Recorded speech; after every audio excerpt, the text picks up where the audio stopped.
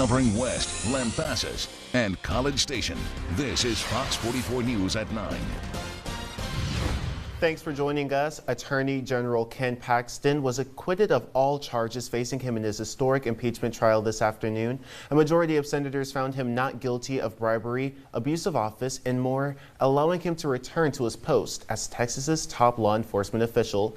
But as our Ryan Chandler reports, the efforts to remove him have sparked a war inside the Texas Republican Party that will last long after this trial. The Attorney General is excited and ready to get back to work, and that's what he's going to do. A historic vote paving the future of Texas politics. This is a trial that should have never happened, period, full stop. Attorney General Ken Paxton victorious and reinstated as Texas Attorney General after an impeachment trial sought to remove him from office on charges ranging from bribery, abuse of office, and conspiracy. Ken Paxton is the most corrupt politician in the state of Texas at this time.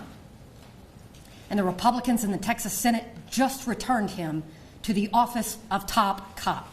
In the Texas House, 70% of Republicans voted to impeach Paxton. In the Senate, only 2 Republicans voted to convict. Even the trial's judge, Dan Patrick, ended with a scathing criticism of the House's impeachment. The Speaker and his team rammed through the first impeachment of a statewide official in Texas in over 100 years, while paying no attention to the precedent that the House set in every other impeachment. Millions of taxpayer dollars have been wasted on this impeachment. Paxton's prosecutors concerned that political pressure tilted the scales for Paxton. We always knew that a 2/3 vote of the Senate, as required by the Texas Constitution, would be a challenging threshold to meet, especially in light of the millions of dollars that Mr. Paxton's apologists have spent to influence and intimidate Texas senators. There was an enormous amount of pressure being put on some of my colleagues. It's unfortunate, but like I said, this is the new normal now in the Republican Party.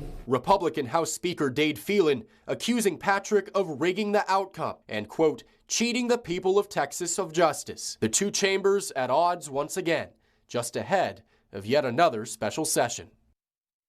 Paxton's legal troubles are not over yet. He still has to face a criminal trial in Harris County relating to separate federal charges for security fraud.